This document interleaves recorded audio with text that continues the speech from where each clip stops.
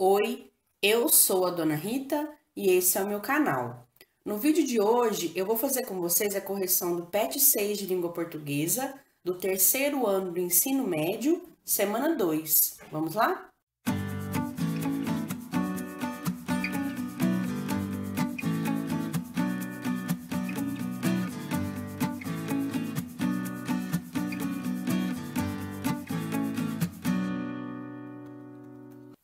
Ô, gente, então aqui na semana 2, você vai começar fazendo a leitura desse box informativo para conhecer um pouco mais sobre o João Cabral de Melo Neto, que é um poeta modernista.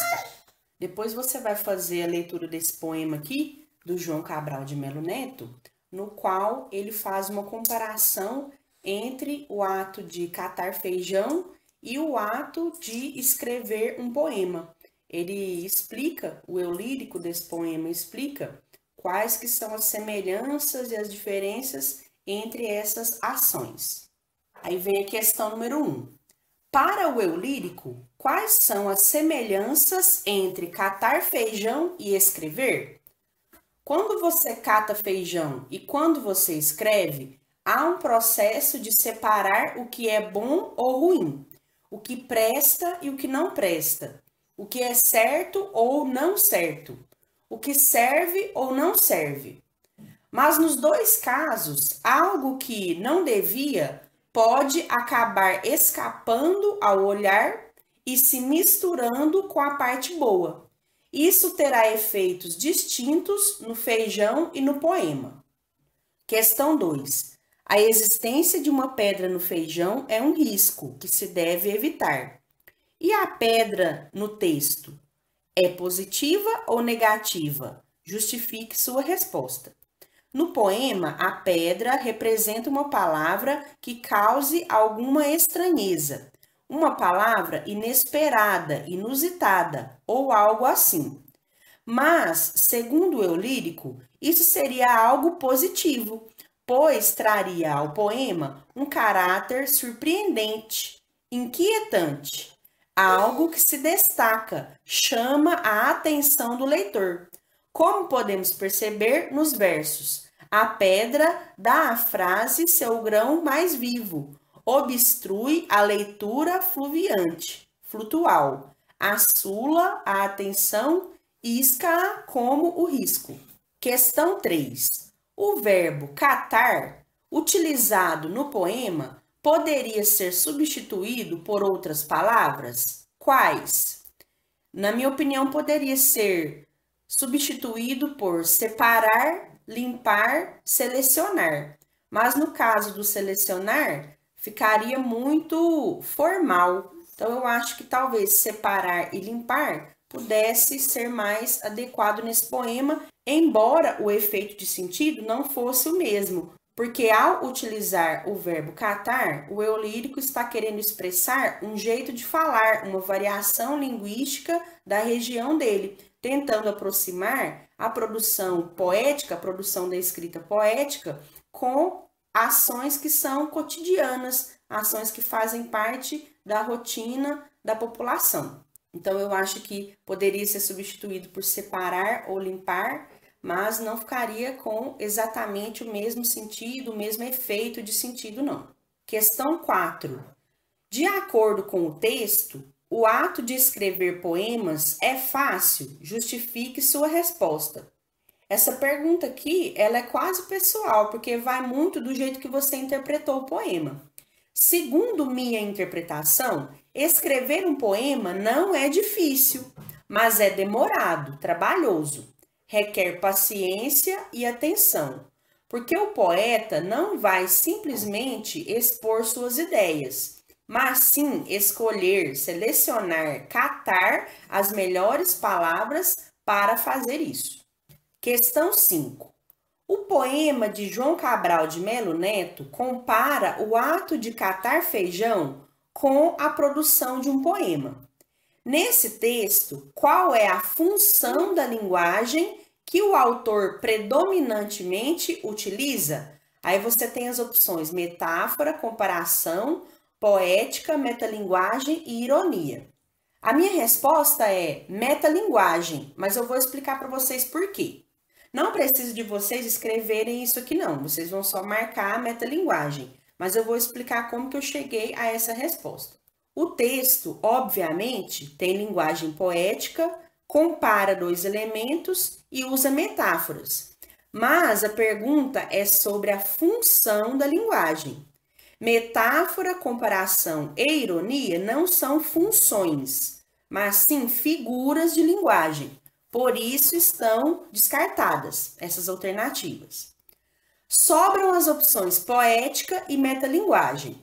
Porém, a questão destacou a questão do eu lírico usar a linguagem para explicar o processo de uso da linguagem na escrita de um poema.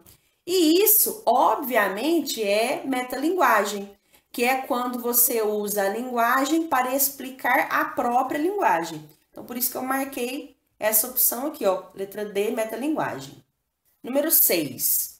A comparação escolhida por João Cabral de Melo Neto para caracterizar o ato de escrever, aí qual que é a alternativa que está correta para completar esse enunciado? É a letra C. Inscrever a poética do autor no regionalismo literário, por vincular a representação literária a práticas locais bem determinadas. Então, é isso que ele está fazendo nesse poema. Está aproximando a escrita poética do fazer popular.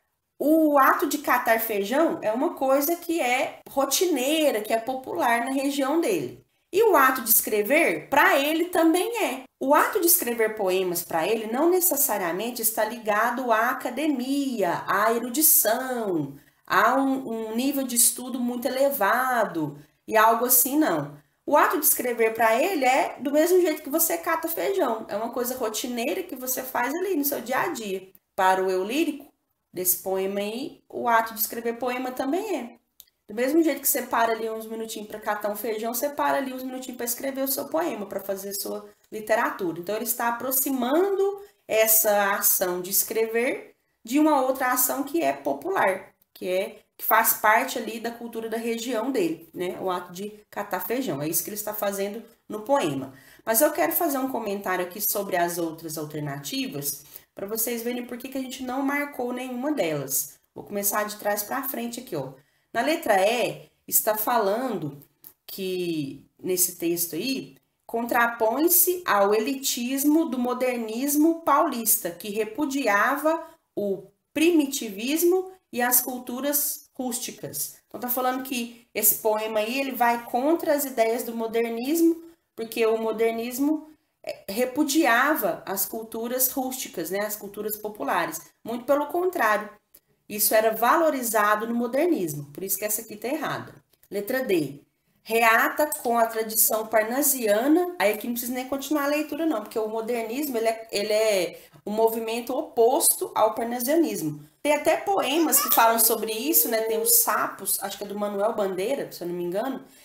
Tem esse poema, Os Sapos, que fala justamente das ideias do modernismo se contrapondo às ideias do parnasianismo. O parnasianismo ele queria uma literatura mais erudita.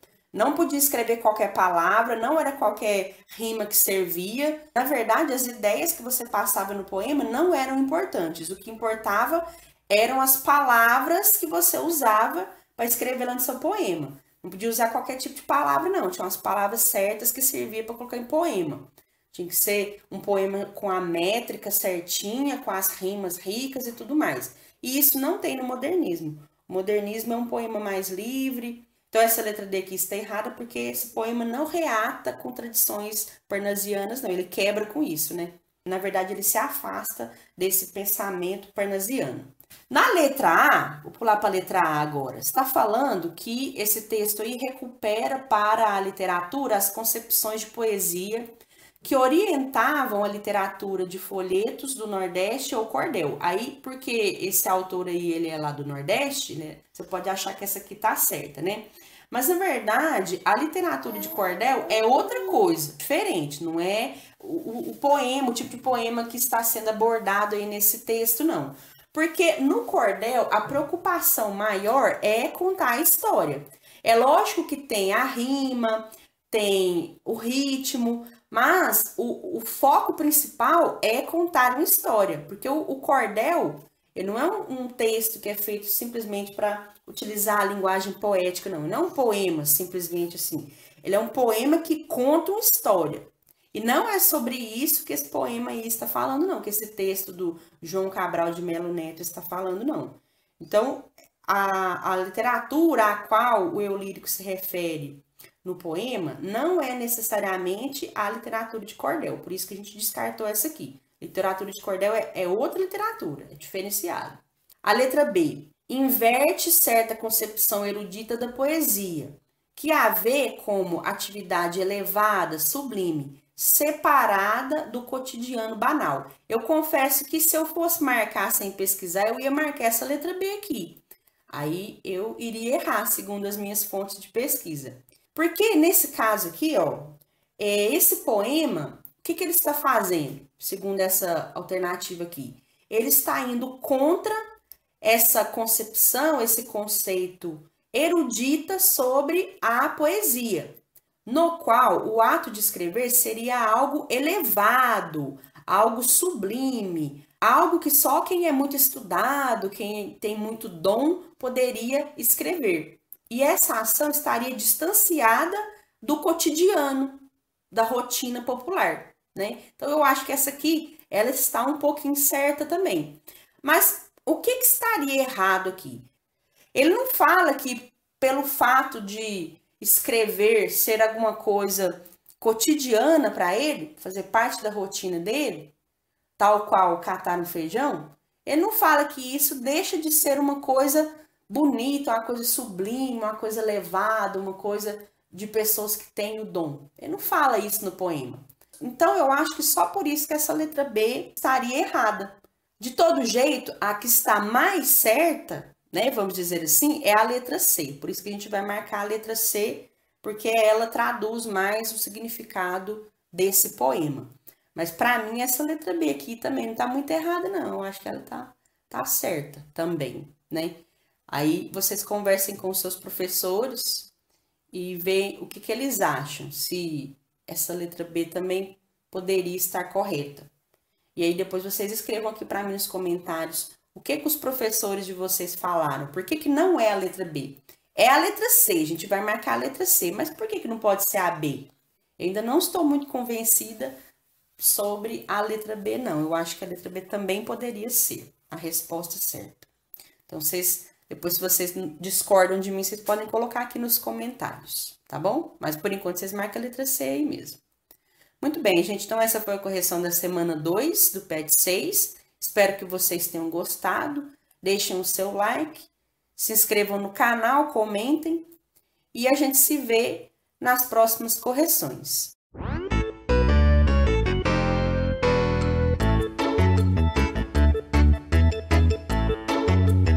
E antes de terminar o vídeo, eu quero mandar um abraço muito especial para minha colega Vera Rodrigues Carvalho, de Uberaba. Muito obrigada por prestigiar meu trabalho e pelo incentivo. Um grande abraço para você e um salve. Um salve também para Lavínia Melo e para todo mundo da Escola Levindo Coelho. Salve para Expedito Lucas e para todo mundo aí da Escola Estadual Santo Antônio. Um abraço muito especial também para minha amiga Jaqueline Comissário. Muito obrigada pela força de sempre. Um abraço. Um salve para Rita Santos, minha xará. Um salve também para Thalita e para todo mundo de Turmalina e também para Isabela Azevedo e para todo mundo aí de Veredinha. Um salve para Rosimara Neves e também para Eduarda de Cássia e todo mundo da Escola Estadual José Manuel. Um salve para Blade, também para Vitória Miranda e para todo mundo de Vargem Alegre. Um abraço para vocês. Um salve também para Elizabeth Salgado Valadares e para todo mundo do Polivalente.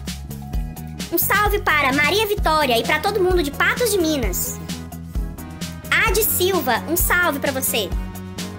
Turzeira, um salve para você, para todo mundo aí de Itajubá e para a Escola Estadual Casimiro Osório. Ana Luísa Moreira, um salve para você e para todo mundo aí de Araguari. Um salve também muito especial pra Cabeleleila Leila. Não, um salve pra Leila Lima, pra todo mundo de Conselheiro Pena. Um salve também para o Victor e pro pessoal da Escola Estadual Maria Guilhermina Pena. Maria Helena, um salve pra você e também pra Rebeca. Um salve aqui também muito especial pra todo mundo de Mato Verde, pra Escola Professor José Américo Barbosa e também pra Kelly Gabriele Santos Pereira. Um abraço. Um salve também pra Priscila Veloso, pra todo mundo de Arcos e pra Escola Vila Boa Vista. Um salve pra vocês. E um salve também para todo mundo que está sempre aqui no canal, curtindo, comentando, compartilhando. Muito obrigada a todos vocês. Um grande abraço e um salve. Eu fico por aqui. Até a próxima. Beijo, tchau!